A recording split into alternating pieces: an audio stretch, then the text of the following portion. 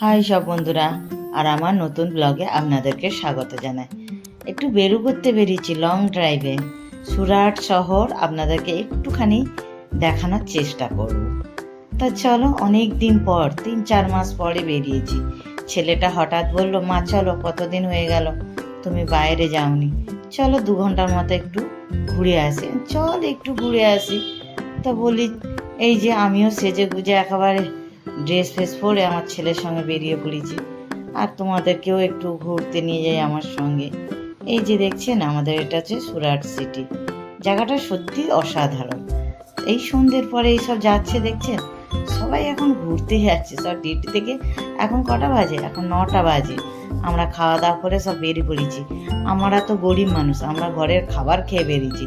আর যারা বড় লোক তারা কিন্তু খাবার খেয়ে বেরোয়নি, তারা ডাইরেক্ট বাচ্চা কাচ্চা পুরো ফ্যামিলি নিয়ে সবাই রাত্রে এই 2 ঘন্টার মতো 3 ঘন্টার মতো ঘুরে খাওয়া দাওয়া করে ফিরবে।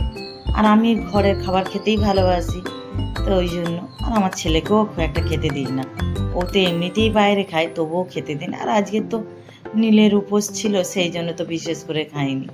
আর সারাদিন উপোস ছিলাম, আর ভালো লাগছিল না। আমার ছেলে বললো, চলো একটু ঘুরিয়ে নিয়ে আসি, তোমার ভালো লাগবে। চলো একটু ঘুরিয়ে নিয়ে আসি।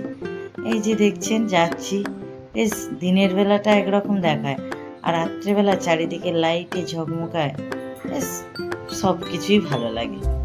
সবাই ঘুরতে বেরিয়েছে জানেন। এখানের এখানে লোকেরা মানে সারাদিন ডিউটি বিজনেসের কাজে ব্যস্ত থাকে, আর সন্ধে হলে সবাই বাচ্চা কাচ্চা ফ্যামিলি নিয়ে বাইরে বেরিয়ে পড়ে।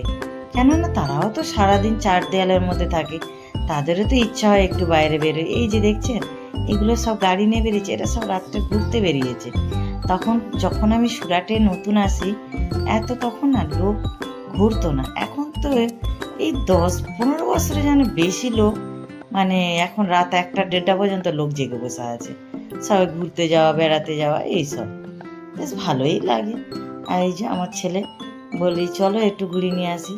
আমার ছেলে এই এলাকাটা দিয়ে যাচ্ছে আর বলছে, মা জানো এখানকার লোকেরা সব আড়রপতি, মানে এত বড় লোক। আইলে যাক, এরা বড় লোক হয়েছিল বলে, এরা শহরটাকে সাজিয়ে রেখেছিল বলে আমরা মধ্যবিত্তরা একটু চোখে তো দেখতে পাচ্ছি। কিছু কিছু আবার বড় লোকদের হওয়ারও দরকার হয়। এরা না থাকলে জিনিসগুলো কে সাজাবে? সবাই যদি গরিব থাকবে, তাহলে শহর গ্রাম কি করে সাজুগুজু থাকবে, তাই না বন্ধুরা? বড় লোকের থাক, এরা বড় লোকের জন্য আমরা মধ্যবিত্তরা এইসব জিনিসগুলো দেখতে পাচ্ছি, তাই না বন্ধুরা? আমি ঠিক বললাম না?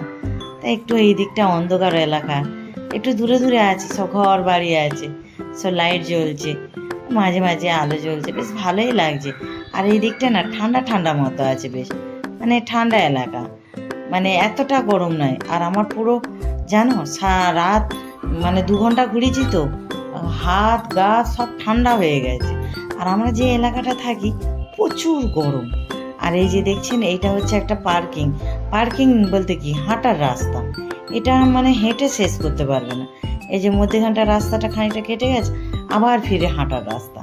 মানে এত বিশাল বড় এরিয়া নিয়ে সরকার থেকে বানিয়ে দিয়েছে, যত বড় পাকা রাস্তা তার 3 গুণ হাঁটার রাস্তা করে দিয়েছে। তো এই যে দেখুন, আর এই দিকটা না সব বড় বড় বিল্ডিং। তা আমি আমার ছেলেকে বলছি, দেখ মানা, এরা সব বড় লোক না যদি হতো, এই ঘর বাড়িগুলো বাঁধতে পারতো না, আর আমরা এদিকে ঘুরতেও আসতাম না। এদিকে জঙ্গল থাকলে কি আর আসতাম? সিটিটাকে এরা বড় লোকরা সাজিয়েছে বলে আজ তবুও যাক, আমরা গরিবরা দেখতে তো পাচ্ছি। আর যার যেটা ভাগ্যে আছে, তাই না? তবে হ্যাঁ বন্ধুরা, এইসব এলাকা তখন না জঙ্গল ছিল, ময়ূর ঘুরতো, মানে কি বলবো, তখন যদি আমার বড় তো সেরকম নয়, আর আমিও একটু ভয় পেতাম। শহরে এসেছি, কি দেখবো, কোথায় যাব। আজ যদি আমি না 10,000 টাকা দিও না, এইসব এলাকায় যদি 10,000 টাকা দিয়ে 5 কাঠা জায়গা কিনে রাখতাম, আজ হয়তো আমিও করোড়পতি হতাম। সেসব মাথায় ছিল না তখন। ওই তো জানো তো, আমার কর্তার গুণ তো যারা জানে তারা সবাই জানে। ওই পয়সায় ছেলেকে মানুষ করব, আর ওইসব মাথায় ছিল না। তবে একবার বলেছিলাম যে একটা জায়গা কিনে না, কতদিন ভাড়ায় থাকবো। তা খুব গুরুত্ব দিল না, আমিও গুরুত্ব দিইনি। তখন আমার মাইন্ডে একটাই ঘুরতো, ছেলেকে বড় করব, মানুষ করব। আজ যাই হোক, ছেলেটা বড় হয়ে আমাকে কিছুদিন হলেও তো আনন্দ দিচ্ছে। এই রাত হলে ওই প্রায় দিন আমাকে নিয়ে আসে এদিকে, ঘুরতে নিয়ে আসে, রাস্তাঘাট, শপিং মল এই সবগুলো দেখায়। আর এখানে রাত্রেবেলা সব তো জেগেই থাকে, বেশ ভালোই লাগে। হ্যাঁ, ছেলে যখন হয়তো বিয়ে হয়ে যাবে হয়তো পারবেন, কিন্তু সে দুঃখ করবো না, যেহেতু যতটুকুনি পাচ্ছে সেইটুকুনি নিয়ে শান্তি। স্বামীর কাছে পেলাম না, ছেলের কাছে কি পাবো আশা করব, তাই না? যতটুকুনি পাই সেটুকুনি শান্তি।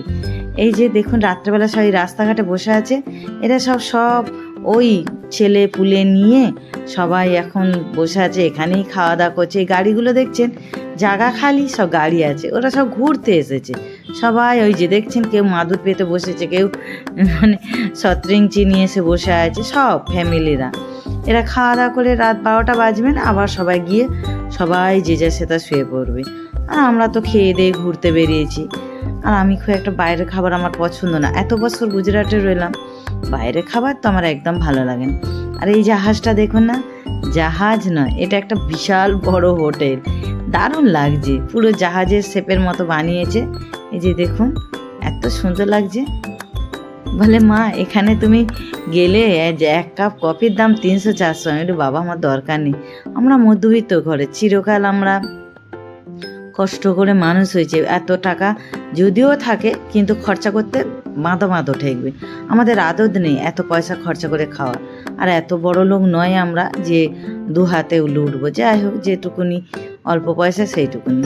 তা আমার ছেলে বেশ কি সুন্দর গল্প করতে করতে আমাকে নিয়ে যাচ্ছে। আর এটা হচ্ছে সুরাটের এয়ারপোর্ট, দেখেছেন চারিদিকটা, সামনের দিকটা তো ফাঁকাই থাকবে না, কেননা একটা প্লেন উঠবে, সেই জন্য এরকম চারিদিকটা ঘেরা আছে, গাছপালা বসানো আছে সুন্দর। আর আমার ছেলে খুব স্পিডে নিয়ে যাচ্ছে। আমার ছেলে একটু বলছে চলো মা, রাত্রে তো এসেছি যখন একটুখানি দুমাসে ঘুরিয়ে নিয়ে আসি। দুমাস বলতে এইখানটা একটু সমুদ্রের কিনারা, তা আমিও গেলাম, বললাম চলো ভালোই লাগছে। আর এসে এখান থেকে মানে একটু জামরুল কিনলাম, বেশি কিনিনি, একটা খালি জামরুল ফ্রুট। আর কিছুক্ষণ বসেও ছিলাম, বসে থেকে তারপর বেরিয়ে এলাম। আর কত রকমের আচার দেখুন না, শসা কেটে রেখেছে, তারপরে জামরুল মানে কুল, তারপরে আম, আর তেঁতুলের, বেলের, মানে কি বলবো সব রকমের আচার, বেশ ভালো লাগলো। 5-10 মিনিট ছিলাম, বেশিক্ষণ ছিলাম না। বলি চলো রাত হয়েছে, আবার কাল তো সব ডিউটি যাবে। বলে মা কোনো ব্যাপার না, আমরা 11টা বাজবে পাক্কা ঘরে পৌঁছে যাব। 9টার সময় বেরিয়েছি, পুরো 2 ঘন্টা ঘুরে এসেছি। আমি চলো। আর আমার ছেলে এই এলাকাটা দিয়ে যাচ্ছে, বলছে মা জায়গাটাকে চিনছো? না রে বাবা আমি চিনতে পারছি না। বলছে এই জায়গাটা আমার স্কুল তো, এনজিসি স্কুল।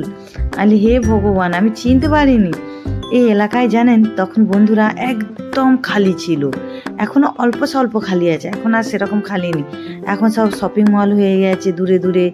এই সামনে সামনে 2-1টা হয়তো জায়গা খালি আছে, বেশি নেই। এই যে দেখছেন সব দোকান, শপিং মল, ঘর বাড়ি।